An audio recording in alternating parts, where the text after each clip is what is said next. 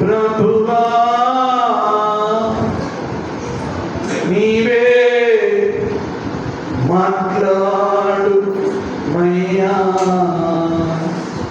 నాతో మాట్లాడు ప్రభువా.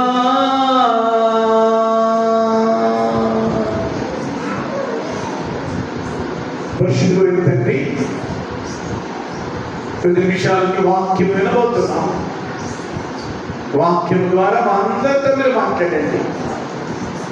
యేసు నామములో ప్రార్థించి వాక్య సందేశమును ప్రారంభిస్తున్నాను నా పరమ తండ్రి, ఆమేన్.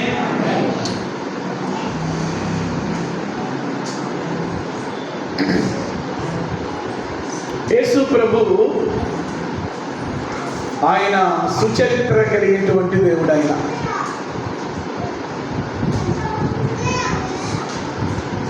సుచరిత్ర కలిగిన దేవుడని ఎందుకు చెప్తున్నాను అంటే,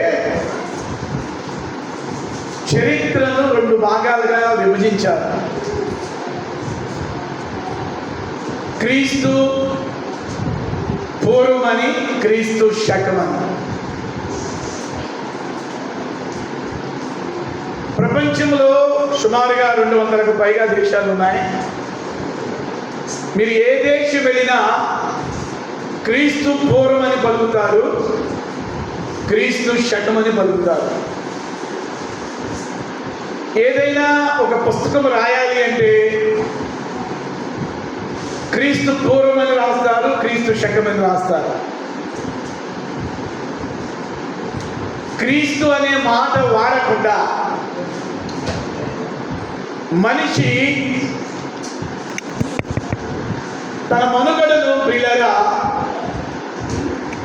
ప్రారంభించలేనటువంటి పరిస్థితి. క్రీస్తు శకం, క్రీస్తు పూర్వం, క్రీస్తు శకం అంటే చరిత్రలో క్రీస్తు అనే ఒక వ్యక్తి ఉన్నాడు అని ప్రతి ఒక్కరూ కూడా ఆలోచించాలి. ఈరోజు మన భారతదేశంలో అనేకులు యేసుక్రీస్తుని విశ్వసిస్తున్నారు దేవుడిగా. ఎందుకు విశ్వసిస్తున్నారు అంటే ఆయనలో దైవత్వం ఉందని, ఆయనలో మహత్యం ఉందని, ఆయన సుచరిత్ర కలిగిన దేవుడని వాళ్ళకి అర్థమవుతుంది. మరి ఇందాక సార్ గారు చెప్పిన సాక్ష్యాన్ని బట్టి చూస్తే, డాక్టర్ సైతము ఆయన్ని చచ్చిపోయాడని స్టేట్మెంట్ ఇచ్చేసి బయటకు తీసుకెళ్ళిపోండి అని అన్నప్పుడు మరలా దేవుడు ఆయనకి జీవాన్ని ఇచ్చాడు అంటే ఇది కేవలము దేవుని వలన జరిగిన కార్యం. ఇది కేవలము దైవ కార్యం. ఇది అంతే. యేసు ప్రభు ఆయన పరలోకాన్ని విడిచి భూమి మీదకి వచ్చి ఆయన 33.5 సంవత్సరాలు దేవుడయుని మానవుడిగా సంచరిస్తూ యెరూషలేము ఇజ్రాయేల్ దేశంలో ఎన్నో అద్భుతాలు చేశాడు. ఆయన చేసిన అద్భుతాల్లో ఒక అద్భుతం ఏంటంటే చనిపోయిన వాళ్ళను కూడా లేపాడు. చనిపోయినటువంటి వ్యక్తులను ఆయన లేపాడు. అంత మహత్యం కలిగినటువంటి దేవుడు ఈ రోజు వరకు కూడా ఆయన సజీవుడిగా ఉన్నాడు. ఈ రోజు వరకు కూడా ఆయన సజీవుడిగా ఉన్నాడు. ఆయన కనబడతాడు, ఆయన మాట్లాడతాడు, ఆయన బాగు చేస్తాడు, మన పరిస్థితులన్నిటినీ కుదుటపరుస్తాడు. ఆయన అప్పుడు చేశాడు అద్భుతాలు, ఇప్పుడు చేస్తాడు. అయితే ప్రియులారా, మానవునికి దేవునికి మధ్య పాపం అనేది అడ్డొచ్చింది. ఈ పాపము ద్వారా మనిషి నిత్య నరకానికి వెళ్ళాలి. అందుకనే ప్రేమ కలిగిన దేవుడు ఈ పాపులైనటువంటి మానవులు పాపము చేసి నిత్య నరకానికి వెళ్ళకూడదని ఆయన దేవుడై ఉండి భూమి మీదకు మానవుడిగా వచ్చి మనందరి పాపములను ఆయన మీద మోపుకొని కలువరి శిలువలో ప్రాణం పెట్టాడు, రక్తం కార్చాడు. ఆయన మరణించి 3వ దినాన తిరిగి లేచాడు, సజీవుడిగా ఉన్నాడు. మరలా ఆయన నమ్ముకున్న బిడ్డల్ని ఆయనతో పాటు తీసుకెళ్ళటానికి ఏ క్షణములోనైనా ఆయన రాబోటానికి సిద్ధముగా ఉన్నాడు. చతుర్దకి స్తోత్రం చెప్పండి. హల్లెలూయా. ఏ క్షణములోనైనా రావటానికి ఆయన సిద్ధంగా ఉన్నాడు. పిల్లల, ఇక్కడ ఈరోజు నేను మీకు ఏం చెప్పాలనుకుంటున్నాను అంటే, యేసు ప్రభు అందరి దేవుళ్ళలో ఒక దేవుడు అనే ఆలోచన కాక, బైబిల్ ఏం చెప్తుందంటే ఆయనే దేవుడు, ఆయనే దేవుడు. ఈరోజు మనుషులకి దేవునికి ఉన్న సమస్య ఏంటంటే అదే. మనిషి ఏమో అందరి దేవుళ్ళలో ఆయన ఒక్క దేవుడు అంటారు, కానీ ఆయన అంటాడు నేను అందరిలో ఒక దేవుడిని కాదురా, నేనే దేవుడు అంటున్నాడు ఆయన. అందుకే ఆయన దేవుడు అని నిరూపించుకున్నాడు. దేవుడు అని ఒక వ్యక్తిని పిలవాలి అంటే దేవునికి కొన్ని లక్షణాలు ఉండాలి. ఎవరిని పడితే వాళ్ళని మనము దేవుడని పిలవలే. కనబడిన ప్రతి ఒక్కరిని డాడీ డాడీ డాడీ అంటే అది తప్పు. డాడీ ఒక్కడే. ఇందాక ఆయన చెప్పింది కూడా అదే. స్తోత్రం చెప్పండి. హల్లెలూయా. దేవుడు ఒక్కడే. ఆ ఒక్క దేవుడు ఎవరనేటువంటిది ప్రజలు తెలుసుకోవాలి. ఇక్కడ ఈరోజు మీరందరూ తెలుసుకున్నారు, మనమందరం తెలుసుకున్నాం. మనమందరం ప్రియులారా యేసు దేవుడని ఆయన దగ్గరికి వచ్చాం. చెప్పండి కొట్టండి గట్టిగా. హల్లెలూయా. హల్లెలూయా. దేవునికి తగిన అర్హతలన్నీ పుణికి పుచ్చుకున్నవాడు ఆయన మాత్రమే. ఒక వ్యక్తిని దేవుడు అని పిలవటానికి కొన్ని అర్హతలు ఉండాలి. ఆ అర్హతలన్నీ పుణికి పుచ్చుకున్నవాడు ఆయనే. దేవుడని మనం ఎవరిని పిలుస్తామంటే, పిల్లరా చెప్తున్నాను, ఈరోజు ఒక మర్మాన్ని మీకు చెప్తున్నాను. మనుషుల ద్వారా పుట్టిన వ్యక్తులు దేవుడుగా పిలువబడరు. దేవుడు అంటే స్వయంభవుడు, తనెవరూ చేయలేరు, తనకు తానుగా ఉన్నవాడిని దేవుడు అంటారు. అలాంటి దేవునికి లక్షణాల్లో ఒక లక్షణం ఏంటంటే, కామం ఉండకూడదు దేవునికి, మోహం ఉండకూడదు దేవునికి, మదం ఉండకూడదు దేవునికి, మత్సరం ఉండకూడదు దేవునికి. కామ క్రోధ మోహ లోభ మద మత్సరములు లేని వాడిని దేవుడు అని పిలవటానికి అర్హుడు అన్నమాట. చరిత్రకారులు పండితులు ఇస్తున్న సాక్ష్యం ఏంటంటే, ఇప్పుడు చెప్పేటువంటి ఆ సప్త దుష్ట క్రియలు లేనివాడు దేవుడు అని పిలవబడతాడు. ఆ దేవుడిని పిలవటానికి అర్హత కలిగిన ఆయనే ప్రభు అయినటువంటి యేసుక్రీస్తు. చెప్పండి గట్టిగా. హల్లెలూయా. హల్లెలూయా. హల్లెలూయా. ఆయనే దేవుడని పిలవటానికి హి ఈజ్ ఓన్లీ వన్. మా తాత మహామాంత్రికుడు. గుంటూరు జిల్లా, కృష్ణా జిల్లాకి పేరుగాంచేటువంటి మాంత్రికుడు. ఆయనకి 5 కొడుకులు. 5 కొడుకులు ఆఖరి కొడుకు, ఆఖరి బిడ్డను నేను. మహామాంత్రికుడు ఆయన. అలాంటి మాంత్రిక కుటుంబంలో నుండి యేసు ప్రభు నా 18వ ఏటే నన్ను ప్రత్యేకపరుచుకున్నాడు. దేవునికి స్తోత్రం చెప్పండి. హల్లెలూయా. హల్లెలూయా. నా కుటుంబీకులు అందరూ కూడా హైందవులు, దేవుని ఎరగని వాళ్ళు, విగ్రహారాధికులు. పిల్లల, అలాంటి సమయంలో నా దేవుడు నా జీవితంలో అద్భుతం చేశాడు. ప్రపంచమైతే అద్భుతం ఏంటో ఒకసారి నేను మీకు జ్ఞాపకం చేస్తాను. మీలో చాలా మందికి తెలుసు, చెప్పడానికి టైం చాలదు. కానీ దేవుడు అని పిలవటానికి ఆయనకి మాత్రమే అర్హత ఉంది, ఆయనకి మాత్రమే యోగ్యత ఉంది, ఆయనకి మాత్రమే ఆ పదానికి సరిపోవలసిన వాడు, సరిపోవదగిన వాడు ఎవరై అంటే యేసుక్రీస్తు ప్రభు మాత్రమే. దేవునికి స్తోత్రం. హల్లెలూయా. హల్లెలూయా. ఈరోజు ఒక మాట బైబిల్లో నేను అలా చెప్పేలా ముగించాలని ఆశపడుతున్నాను. కొలస్సీ పత్రిక రెండవ అధ్యాయం, కొలసీ పత్రిక రెండవ అధ్యాయం, కొలసీ పత్రిక రెండవ అధ్యాయం, రెండవ అధ్యాయం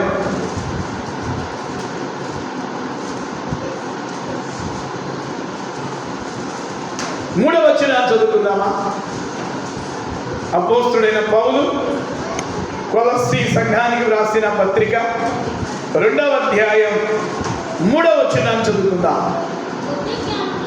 బుద్ధి జ్ఞానముల సర్వ సంపదలు ఆయన యందే గుప్తములై ఉన్నవి. నాతో పాటు ఈ మాట అందరూ నోటితో చెప్పండి. బుద్ధి జ్ఞానముల సర్వ సంపదలు ఆయన యందే గుప్తములై ఉన్నవి. ఆమేన్. దేవుడి మాటలను మన కొరకు ఆశీర్వదించునుగాక. హల్లెలూయా. పౌలు భక్తుడు ఆయన 14 పత్రికలు రాశాడు. ప్రతి ఒక్కరు కూడా చదవాల్సినటువంటి పత్రికలు 14 పత్రికలు ఉన్నాయి కొత్త నిబంధనలో. సువార్తలు మత్తయి, మార్కు, లూకా, యోహాను, అవి చదివితే యేసు ప్రభు దైవత్వం ఏంటో మీకు అర్థమైంది. యేసు ప్రభు వ్యక్తిత్వం ఏంటో మీకు అర్థమైంది ఆ సువార్తలు చదివితే. ఈ పత్రికలు చదివితే మనం ఎలాగుండాలో అర్థమయ్యింది. మనం దేవుని కొరకు ఎలా బ్రతకాలో అర్థమయ్యింది. మనం దేవుని కొరకు ఏం చేయాలో అర్థమయ్యింది. ఈ లోకము నుండి మనం ఎలాగూ ప్రత్యేకించబడాలో మనకు అర్థమయ్యింది. అంత మాత్రమే కాదు, ఈ పత్రికలు చదవడం బట్టి దేవుడు మన కొరకు ఏమేమి దాచాడో అవన్నీ కూడా మనకు అర్థమవుతాయి. ప్రియులారా, ప్రతి తల్లి తండ్రి కూడా భూమి మీద పిల్లలకు కొంతో అంతో ఎంతో కొంతో ఖచ్చితంగా దాస్తారు. దేవునికి స్తోత్రం చెప్పండి. హల్లెలూయా. తల్లిదండ్రులుగా పిల్లలకి ఈ భూమి మీద మనం వెళ్ళేలోపు పిల్లలకు ఎంతో కొంతైనా ఇచ్చి వెళ్ళేటటువంటి తల్లిదండ్రులు ఉంటారు. నాకు అప్పుడప్పుడు కొంతమంది చెప్తూ ఉంటారు, మా బాబు నాకేమీ లేదు సార్ అంటాడు. మా అమ్మ బాబులు ఏమి ఇవ్వలేదండి, మేము కష్టపడి సంపాదించుకున్నామండి, మేము కష్టపడి సంపాదించుకున్న ఉద్యోగం అండి, కష్టపడి సంపాదించినటువంటి ధనం అండి, కష్టపడి ఇల్లు కట్టుకున్నామండి. మా అమ్మ బాబు ఏమి ఇవ్వలేదు, మాకు గుడ్డు చేతులతో నెట్టేశారు పెళ్లి చేసి. నేనే స్థలాన్ని కొనుక్కున్నాను, నేనే ఇల్లు కట్టుకున్నాను, నేనే అన్నీ సంపాదించుకున్నాను అని కొంతమంది నాకు చెప్తూ ఉంటారు. అంటే తల్లిదండ్రులుగా వారికి వాళ్ళు జన్మనిచ్చినప్పటికీ తల్లిదండ్రుల బాధ్యత ఏమిటి అంటే పిల్లలకు కొంతో అంతో ఎంతో సమకూర్చాలి. అది ఒక మంచి తల్లిదండ్రుల బాధ్యత. మీలో చాలామంది ఉన్నారు అలాంటి వాళ్ళు. ఎప్పటి నుంచే నా బిడ్డకి ఏదైనా ఇవ్వాలి, ఇప్పటి నుంచే నా కుమారుడికి ఏదైనా దాయాలి, నా కుమార్తెకి ఏదైనా దాయాలి అని మీలో నాకు తెలుసు చాలామంది తల్లిదండ్రులు మీ పిల్లల కొరకు మీరు ఎంతో ప్రయాసపడుతూ ఉంటారు. ఒక మంచి తల్లిదండ్రులు పిల్లల కొరకు బ్రతుకుతారు. కొంతమంది తల్లిదండ్రులు స్వార్థంగా వాళ్ళకై వాళ్ళు బ్రతికి పిల్లల్ని అనేసి, పిల్లరా నాకు చెప్పారు కదా మా బాబు ఏమి ఇవ్వలేదండి, మా అమ్మ ఏమి ఇవ్వలేదండి అనేటటువంటి సాక్ష్యాన్ని పిల్లల ద్వారా చెప్పుకునే స్థితికి అలాగ వదిలేసేటటువంటి తల్లిదండ్రులు కూడా ఉంటారు. ఇక్కడ నేను మీకు ఒక ముఖ్యమైన మాట చెప్పాలని ఆశపడుతున్నాను ప్రియులారా. మనకి మన తల్లిదండ్రులు ఏమి ఇవ్వకపోయినా నేను అనే మాట ఏంటంటే వాళ్ళు మనకు జన్మనిచ్చారు. ఆమె చెప్పండి. హల్లెలూయా. వాళ్ళు మనకు జన్మనిచ్చారు. సో వాళ్ళ స్తోమతను బట్టి వాళ్ళు ఇచ్చినా ఇవ్వకపోయినా, ఆ మాట చెప్పండి గట్టిగా, మీ నోటితో చెప్పండి. ఇచ్చినా ఇవ్వకపోయినా అనండి, కొంచెం గట్టిగా రావాలి ఆ మాట.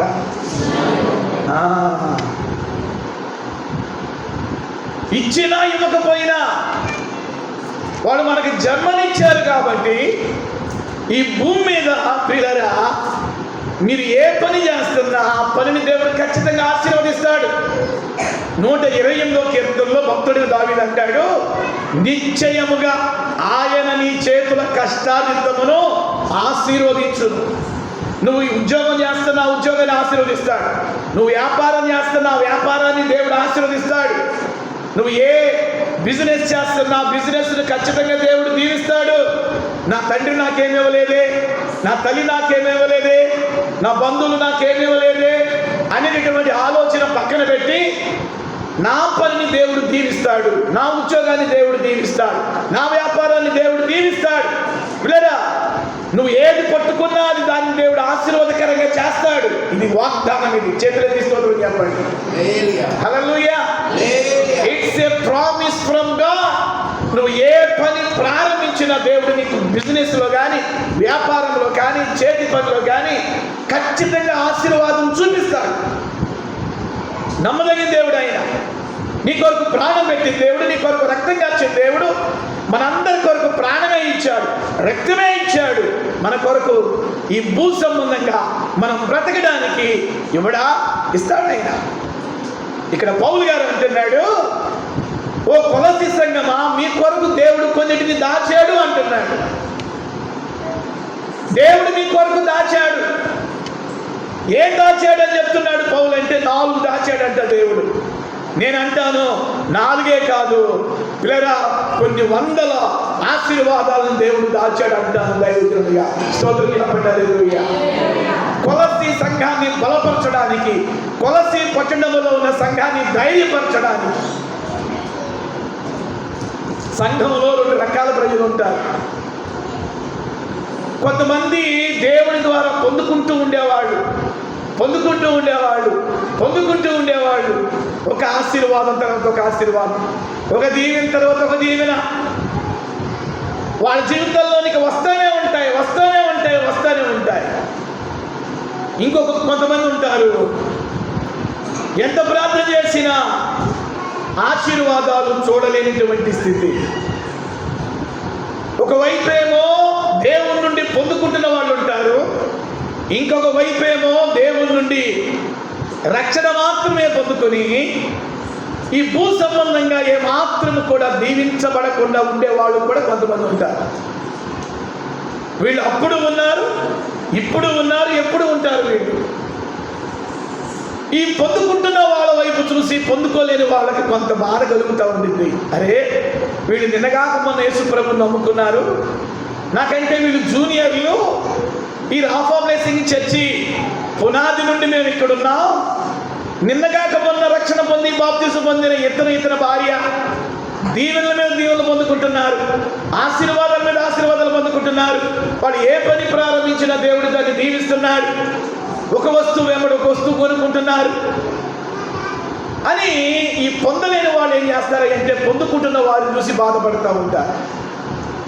అంటే నేను అసూయ పడటం అని నేను చెప్పను, కానీ కొంత ఫీలింగ్ అనేటటువంటిది ఉండిద్ది. అరే, వాళ్ళు ఇల్లు కట్టుకున్నారే, వీళ్ళు బంగారం చేయించుకున్నారే, వాళ్ళు కారు కొనుక్కున్నారే, వాళ్ళ పిల్లలకి గోల్డ్ ఉందే, వాళ్ళ పిల్లలకి బ్యాంక్ బ్యాలెన్స్ వేసుకున్నారే. పిల్లల ఇలాంటివి చూసి కొంతమంది ఏం చేస్తారంటే ఒకే సంఘానికి వచ్చినప్పుడు వాళ్ళు ఇంతగా దీవించబడుతున్నారు, నేను నా భార్య పిల్లలు ఏం ఎలాగున్నా ఖచ్చితంగా వాళ్ళు ఆలోచన చేస్తారు. అయితే ఇక్కడ నేను మీకు చెప్పాల్సిన మాట ఏంటంటే, వాళ్ళకి ఇచ్చిన దేవుడు జాగ్రత్తగా వినాలి. వాళ్ళు పొందుకునేటట్టుగా చేస్తున్న దేవుడు నిన్ను కూడా పొందుకునేటట్టుగా చేస్తాడు. చేతులెత్తి ఆమె చెప్పండి. కొంచెం ఆమెలో కొంచెం పవర్ రావాలి. ఆమె హల్లెలూయా. మీరు చెప్పే ఆమెలో గట్టిగా ఆమె రావాలి. వాళ్ళకి ఇచ్చే దేవుడు నీకు ఇస్తాడు. వాళ్ళకు పొందుకునేటట్టుగా చేస్తున్న దేవుడు నీకు పొందుకునేది చేస్తాడు. మనిషిలో అయితే పక్షపాతం ఉండింది. మనిషి స్వభావం ఏంటంటే పక్షపాతం ఉండింది. పెద్ద కొడుకుని ఒక రకంగా, చిన్న కొడుకుని ఒక రకంగా, పెద్ద కూతురుని ఒక రకంగా, చిన్న కూతురుని ఒక రకంగా. తల్లిదండ్రులుగా కొంచెం పార్షియాలిటీ ఉండొచ్చేమో కన్న బిడ్డలని ప్రేమించే విషయంలో, కానీ దేవునికి మాత్రం పక్షపాతం లేదు. స్తోత్రం చెప్పండి. హల్లెలూయా. ఇందాక ఆత్మీయులుగా చెప్పారు కదా, దేవుని నమ్ముకున్న వాళ్ళని ఒకే రకంగా చూస్తున్నాడు, దేవుని నమ్ముకోకుండా దూరంగా ఉన్న వాళ్ళని ఒకే రకంగా చూస్తున్నాడు. యేసు ప్రభు కూడా మత్తయి సువార్తలో ఏం చెప్పాడు? ఆయన మంచి వారి మీదను తన సూర్యుని ఉదయింపజేస్తున్నాడు, చెడ్డవారి మీదను సూర్యుని ఉదయింపజేస్తున్నాడు. మంచి వారి మీద వర్షాన్ని పంపిస్తున్నాడు, చెడ్డవారి మీద కూడా వర్షాన్ని పంపిస్తున్నాడు.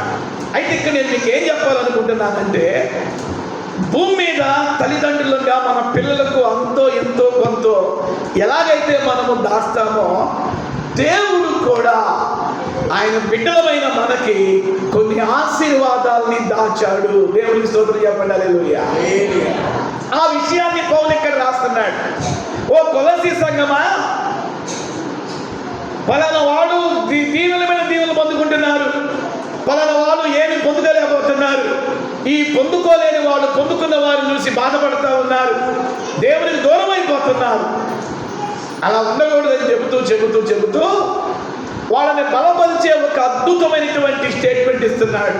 అసలు దేవుని దగ్గర ఏమేమి మన కొరకు దాచబడ్డాయో ఆ విషయాల లిస్ట్ ఒకటి ఇక్కడ ఇస్తున్నాడు. చేతులెత్తి ఆమేన్ చెప్పండి.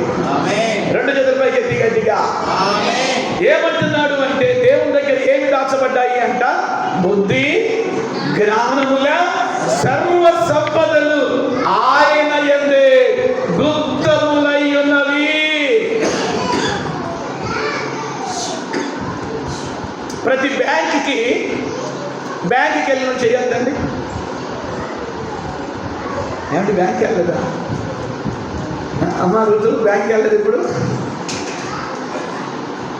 బ్యాంక్కి వెళ్ళిన వాడు చేయొద్దండి.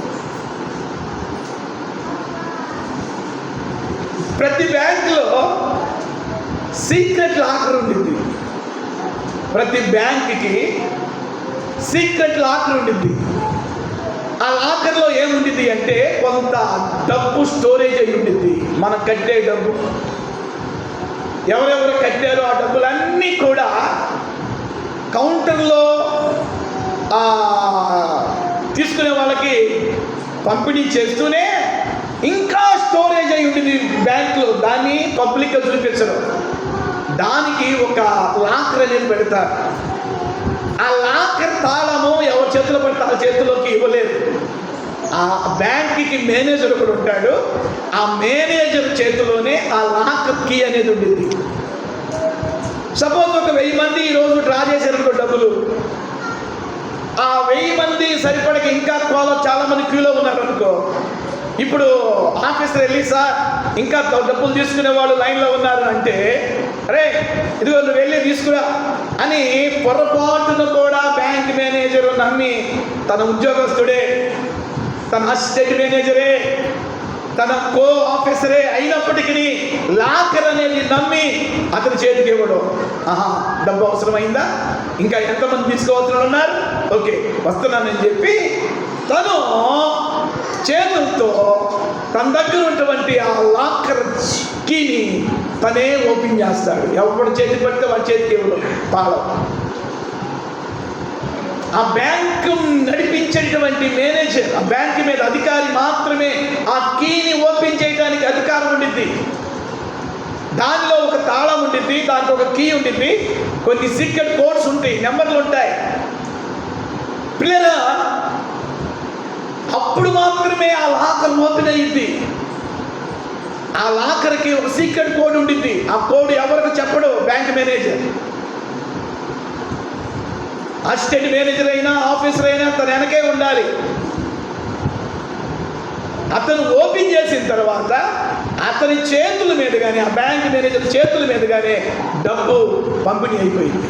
ఇక్కడ మీకేం చెప్పాలనుకుంటున్నానంటే, మన డబ్బు ఎలాగైతే బ్యాంకుల్లో భద్రం చేయబడుతుందో, పిల్లల తుప్పు పట్టేటటువంటి కాలిపోయేటటువంటి డబ్బుకే ఇంత సెక్యూరిటీ ఉన్నప్పుడు దేవుడు తన ప్రాణం పెట్టి నిన్ను కొనుక్కున్నాడు.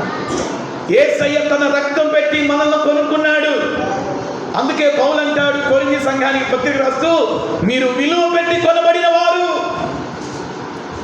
ఆయన ప్రాణానికి ఎంత విలువ ఉందో, ఆయన రక్తానికి ఎంత విలువ ఉందో అంత విలువ మీ జీవితాలకు ఉంది. మీకేం కావాలో ఆయనకి తెలుసు. ఒక భర్తగా నీకేం కావాలో, ఒక భార్యగా నీకేం కావాలో, నీ పిల్లలకి ఏం కావాలో, నీ కుటుంబానికి ఏం కావాలో, మన సంఘానికి ఏం కావాలో ఆయనకి తెలుసు. ఇక్కడ పౌలు గారు ఏమంటున్నాడంటే, దేవుడు మీ కొరకు కొన్ని దాచాడు. ఈరోజు అంశం అదే, దేవుడు మన కొరకు దాచినవి. ఈరోజు పిల్లల తల్లిదండ్రులు పిల్లలకు ఏమేమైతే దాస్తారో, తుప్పు పట్టేవి, కాలిపోయేటటువంటి వాటిని తల్లిదండ్రులు దాస్తా ఉన్నప్పుడు, నీ కొరకు, నా కొరకు, మనందరి కొరకు భూమి మీద దేవుడు బ్రతికుండగానే కొన్నిటిని దాచాడు.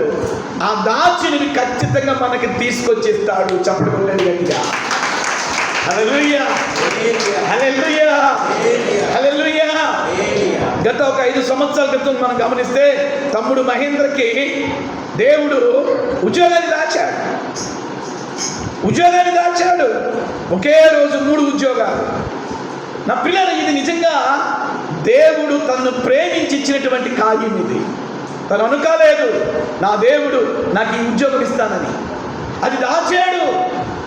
మీ జీవితాలను కూడా మీరు గమనిస్తే, మీరు రక్షణ పొందిన నాటి నుంచి, మీరు మారు మనసు పొంది బాప్తిసం తీసుకుని చర్చికి రావటం మొదలుపెట్టిన కానుంచి ఏమేమి దేవుని దగ్గర నుండి మీరు పొందుకున్నారో ఒకసారి ఆలోచించండి.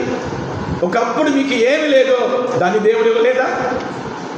రక్షణ ఇచ్చాడు. రక్షణ పక్కన పెట్టండి, రక్షణతో పాటు ఈ భూమి మీద నీకు ఒక చక్కటి ఇల్లు ఇస్తాడు కదా, ఇల్లు ఇచ్చాడు కదా. ఖచ్చితంగా నీకు వస్తువులు ఇచ్చి ఉంటాడు కదా, వాహనం ఇచ్చి ఉంటాడు కదా, ధనం ఇచ్చి ఉంటాడు కదా. ఎంత ఇచ్చి ఉంటాడు ఆయన? మనిషికున్న స్వభావం ఏంటంటే, దేవుని దగ్గర నుండి ఎంత పొందుకుంటున్నా ఇంకా ఇవ్వలేదే. దేవుడు అంటాడు, మరే నీ కొరకు నా ప్రాణమే ఇచ్చాను కదా. దేవుడు అంటాడు, నీ కొరకు నా రక్తమే ఇచ్చాను. ఈ భూమి మీద బ్రతికిన కాలంలో నీకేమేమో ఇవ్వాలో నేను అన్ని సిద్ధపరిచాను. చప్పటి కొట్టండి గట్టిగా హల్లెలూయా. ఏం పరిచాను ఆయన? సిద్ధపరిచాను, నీ కొరకు సిద్ధపరిచాను నేను. ఈ భూమి మీద 60-70 సంవత్సరాల ఈ జీవిత కాలంలో నీకేం కావాలో అన్ని నేను సిద్ధపరిచాను. ఎన్ని ఇచ్చి ఉంటాడండి ఈరోజు మనకి? రక్షణతో పాటు పిల్లలు ఎన్నో ఇచ్చి ఉన్నాడు కదా. నా మట్టుకైతే నేను చెప్పగలను, నేను కందుకూరు 300 రూపాయలతో వచ్చాను. తన్నీరు సింగం అనేటటువంటి ఒక వడ్డేవల ఆమె ఇంటిలో నేను మరి వడ్డెర కులానికి చెందినటువంటి ఒక ఆమె ఇంటిలో నేను రెంట్కి తీసుకున్నాను.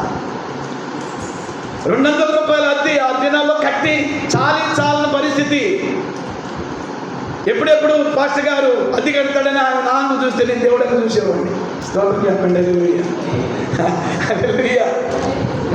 ఆమెకి టయానికి అద్దిస్తేనేమో పాస్టర్ గారు అని వందనాలు చెప్పింది. ఆదివారం పూట వండుకున్న చికెన్ తీసుకొచ్చి ఫస్ట్ నిండా కూర తీసుకొచ్చి పంపించేది.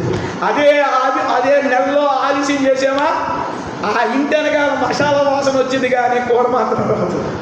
దేవునికి స్తోత్రం హల్లెలూయా. కూర ఎందుకు రాదు అంటే పాస్టర్ గారు అద్దె చెల్లించలేదు. పిల్లరా, నిజంగా 200తో ప్రారంభించినటువంటి ఈ సేవ ఈరోజు ఎంతగా దేవుడు ఆశీర్వదించాడు అంటే కొన్ని వేల మందికి ఆశీర్వాదకరంగా మన రాఫా బ్లెస్సింగ్ పరిచర్యలను దేవుడు చేశాడు. హల్లెలూయా, హల్లెలూయా. మరి నిజంగా దేవుడు చేసిన కార్యం కదా ఇది. మనకేంటంటే ఇంకా ఇవ్వలేదే దేవుడు, ఇంకా ఇవ్వలేదే. దేవుడు అంటాడు, నీ గతంలో ఇచ్చింది ఒకసారి జ్ఞాపకం చేసుకో. గతంలో నీకు ఇచ్చినది నేను జ్ఞాపకం చేసుకో బిడ్డ. నేను నీకు ఎంత ఇచ్చాను, ఏమిచ్చాను, నీ పిల్లలకి, నీకు, నీ భర్తకి. ఇప్పటికీ నేను అప్పుడు ఇచ్చాను, ఎప్పుడు ఇస్తాను కదా. కొంత ఆలస్యమైంది అంతే. ఆమె చెప్పండి హల్లెలూయా. దేవుడు అనే మాట ఏంటంటే ఇస్తా. ఎందుకు నేను వెంటనే ఇవ్వటం లేదంటే, కొంతమందికి వెంటనే ఇస్తే చెడిపోయేవాడు ఉన్నారు. వెంటనే ఇస్తే దాని విలువ తెలియకుండా దోబలా చేసేవాడు ఉన్నారు. కొంతమందికి ఆలస్యంగా ఇస్తే దాని విలువ తెలుసు. స్తోత్రం చెప్పండి, గట్టిగా చెప్పండి హల్లెలూయా. మనకేంటంటే అప్పటికప్పుడే అయ్యగారంటే అప్పటికప్పుడే అయిపోవాలంటే. స్తోత్రం హల్లెలూయా. దేవుడు అంటాడు, మరి అప్పటికప్పుడే చేస్తే నువ్వు పాడైపోతావురా, అప్పటికప్పటికే ఇస్తే నువ్వు చెడిపోతావురా, అప్పటికప్పటికే నేను గొప్పోడిగా చేస్తాను, ఐశ్వర్యవంతుడిగా చేస్తాను. అయితే నువ్వు పాడైపోతావు. నువ్వు పాడై నాకు దూరం అయితే అది నాకు ఇష్టం ఉండదు. అందుకే నీకు ఎప్పుడు ఏమి ఇవ్వాలో ఆ మాట గట్టిగా చెప్పండి.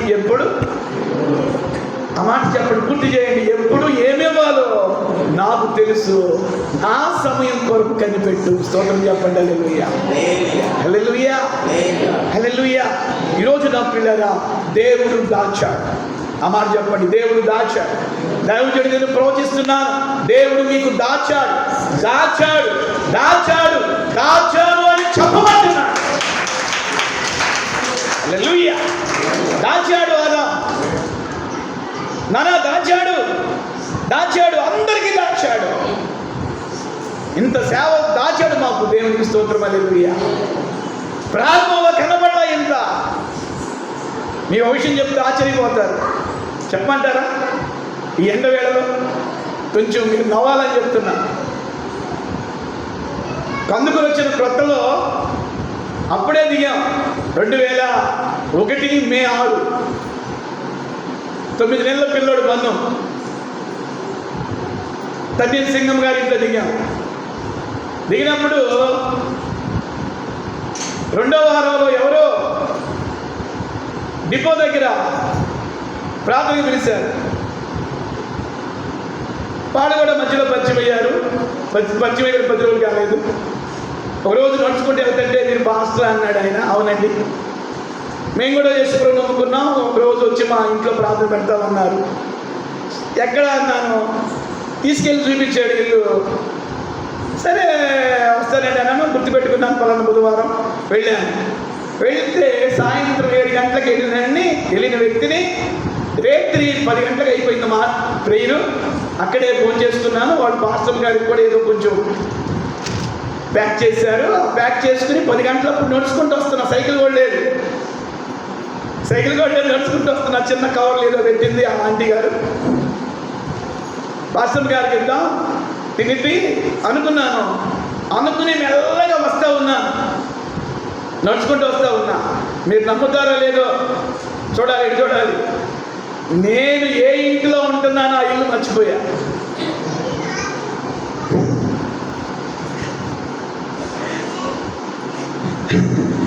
ఏ ఇంట్లో ఉన్నానో ఆ ఇల్లు మర్చిపోయా. తర్వాత తెల్లారి చెప్తున్నారు, సార్ మీరు ఈ ఇంటి చుట్టే తిరుగుతున్నారు, తన్నీరు సంఘం ఇంటి చుట్టే తిరుగుతున్నారు అని ఆ ఇంటి ఎదురు ఆయన చెప్తున్నాడు. 10 గంటలకి కాలనీకి వచ్చిన వాడిని 1:30 వరకు కాలనీ మొత్తం తిరుగుతున్నా. 1:30 వరకు కాలనీ మొత్తం తిరుగుతున్నా. నా ఆశ ఏంది, పాపం వాళ్ళు ఇచ్చింది పాస్టర్ గారికి పెడితే కాస్త బంధుకి పాలు కలిగింది. ఈ ఆలోచనతో టెన్షన్ మీద తిరుగుతూ ఉన్నా. అటు తిరిగాను, ఇటు తిరిగాను, పుట్ట దగ్గరికి వెళ్ళాను, కరెంట్ ఆఫీస్ చుట్టూ తిరిగాను. ఇల్లు మాత్రం గుర్తులేదు. చివరికి ఒక మేకలు మెలుపుకుని ఆయన పుట్ట దగ్గర, ఏంటి బాబు, ఏంటి చేతిలో కవరా, బైబిల్ పట్టుకుని చూసి, మీరు పాస్టర్ గారు అన్నాడు. అవునయ్యా. ఏంటి ఈ సమయంలో తిరుగుతున్నారంటే, అయ్యా నేను పలానా తన్నీరు సింగం అని ఆ ఇంట్లో అద్దెకు వచ్చాను, నాకు భార్య, ఒక బాబు, ఇల్లు మర్చిపోయాను అయ్యా అన్న. ఇల్లు మర్చిపోయినాయంటే ఆ తన్నీరు సింగమ్మకి ఆయనకి బంధుత్వం ఉందంట. ఓయ్ మా పెద్ద ఇంట్లో ఉంటున్నావా అన్నాడు. ఆయన వచ్చి 1:30 ఆ టైంలో నన్ను తీసుకొచ్చి, ఇదేనా ఇల్లు అంటే, మీరు నమ్ముతారు లేదో, తలుపు బార్లకు తెలిసింది. బన్నుకి పాలు ఇస్తా పాస్టర్ గారు నా వైపు కనిపెడుతూ ఉంది. ఈ భక్తుడు సంతకాడానికి వెళ్ళాడు.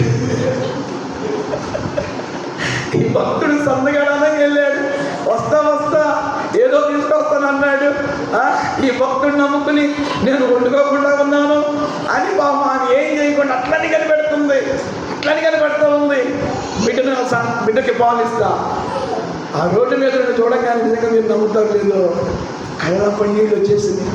ఆయన అన్నాడు, పాస్టర్ గారండి ఈ ఇల్లేనా ఆమె నా భార్య పాస్టర్ గారు, ఈ ఇల్లే అన్నా.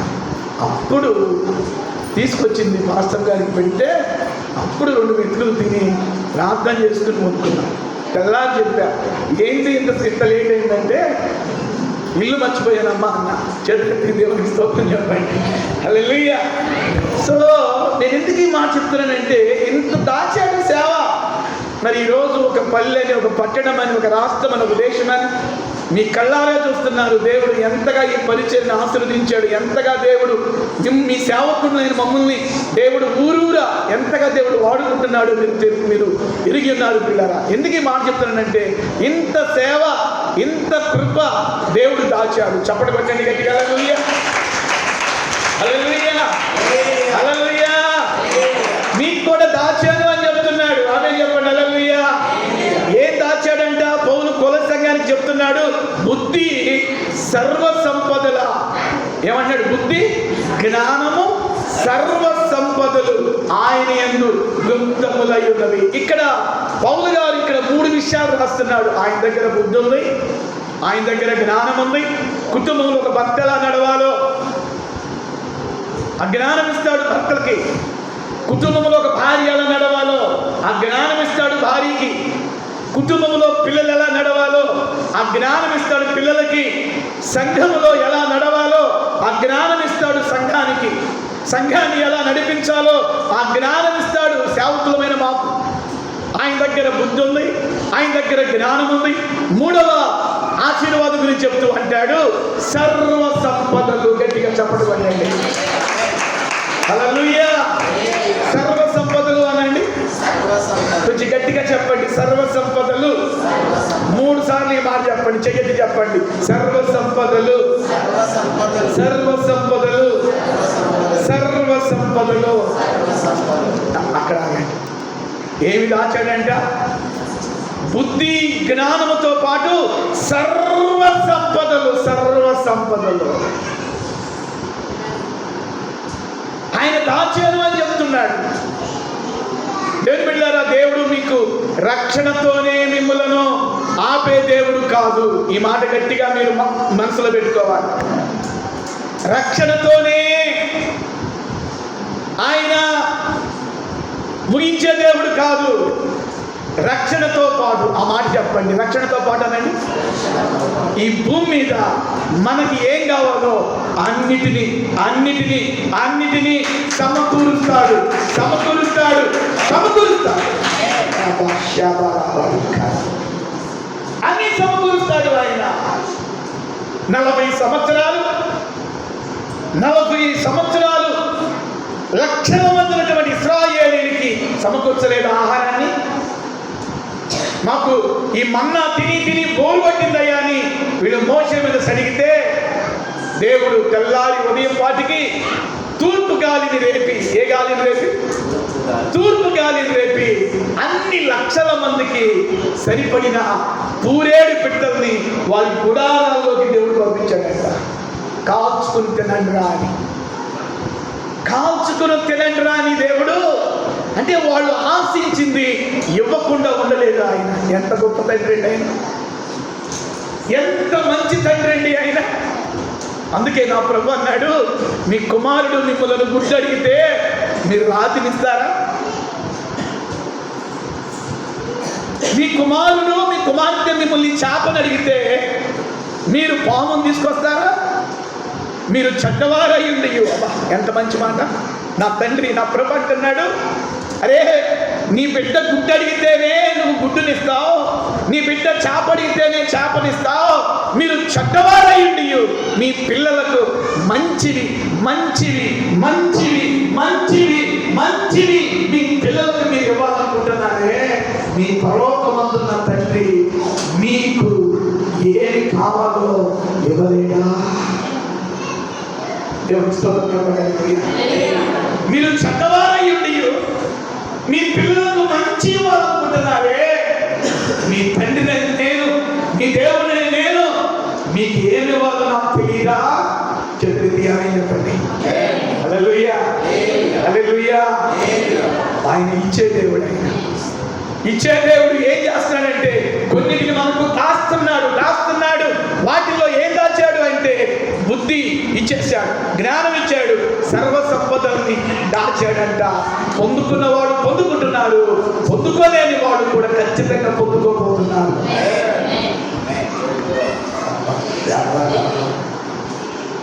ఖచ్చితంగా మీరు పొందుకుంటారు సర్వ సంపదలు. ఖచ్చితంగా ఇస్తాడండి. మీరు బైబిల్లో గమనిస్తే యోసేపు 17 సంవత్సరాలు దరిద్రతను అనుభవించాడు. దరిద్రతలో నమ్మకత్వం కలిగి ఉన్నాడు. ఇది నేర్చుకోవాలి. మనకి ఫైనాన్షియల్గా ఎంత దెబ్బ తగులుతున్నా ఆ ఫైనాన్షియల్లో మనం నమ్మకత్వం కలిగి ఉండితే దేవుడు నీకెంత దెబ్బ తగిలిందో, ఆర్థికంగా నువ్వు ఎంత నలిగిపోయావో, ఆర్థికంగా నీ మనసు ఎంత దెబ్బతిందో దేవునికి తెలుసు.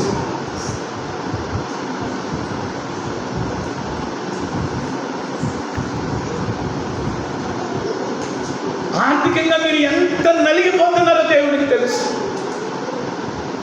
పైకి మీరు నవ్వుతున్నా మీ దుఃఖము దేవునికి తెలుసు. ఎంత నలిగిపోతున్నారో, మీ మనసు ఎంత నలిగిందో ఆయనకి తెలుసు. ప్రతి ఒక్కరికి కూడా ఈ ఆర్థికంగా నలుపుడు అనేది ఉండింది ప్రియులారా. మీకు ఉండింది, మాకు ఉండింది. యోసేపు 13 సంవత్సరాలు ఐగుప్తులో ఫైనాన్షియల్గా నలిగిపోయాడు. చెయ్యని నేరానికి జైలు శిక్ష, నిందపడ్డాడు చెయ్యని తప్పుకి. పిల్లగా అలాంటి పరిస్థితులు వచ్చినాయి తన జీవితంలో. అయినా తను ఏమాత్రం కూడా డిసప్పాయింట్ అవ్వలేదు, ఏమాత్రం కృంగిపోలేదు. తన దృష్టి అంతా దేవుడి మీదే.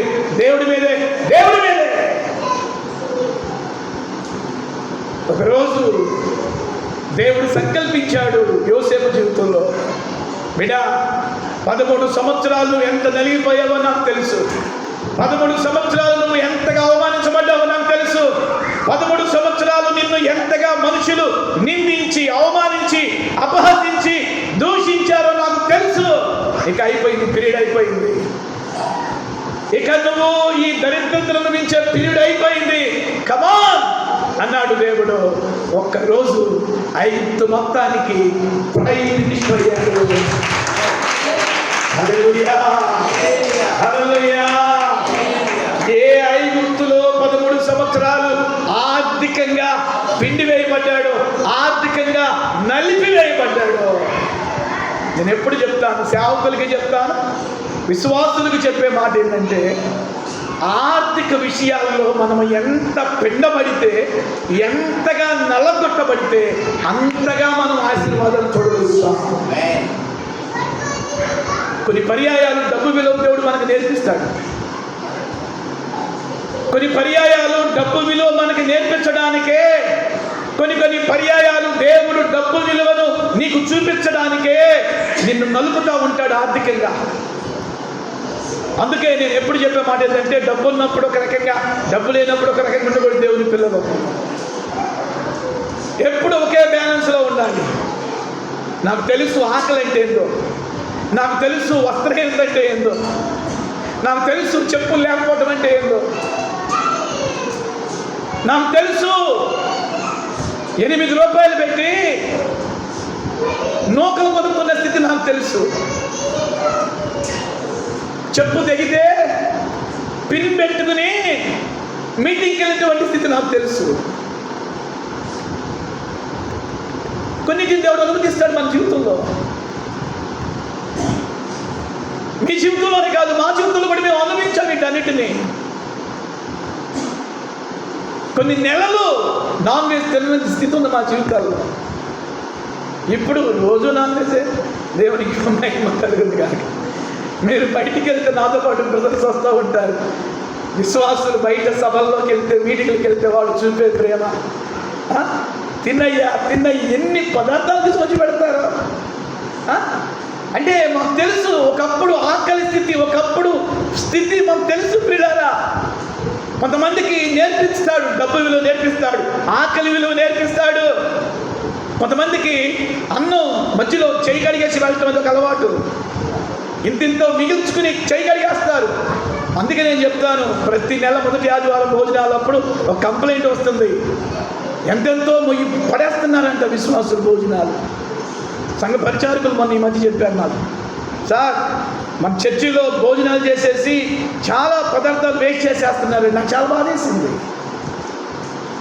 12 గంపలను ఎత్తాడు యేసు ప్రభు.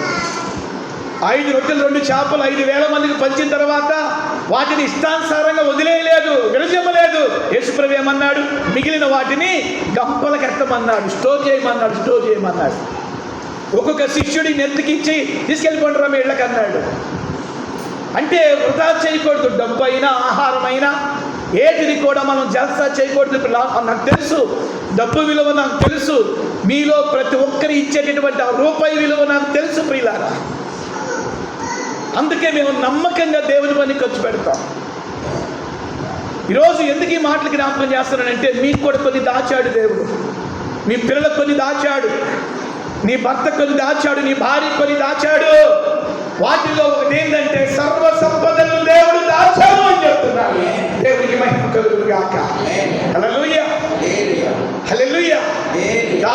దాచాడు, రేపో మాపో ఇవ్వబోతున్నాడు.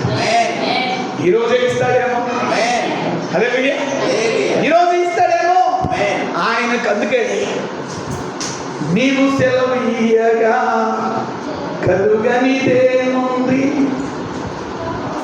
ఆజ్ఞను గొప్పగా జరిగినది ఏముంది? షడంగా అంటే ఇన్ని సంవత్సరాల దరిద్రత ఒక్క క్షణంలో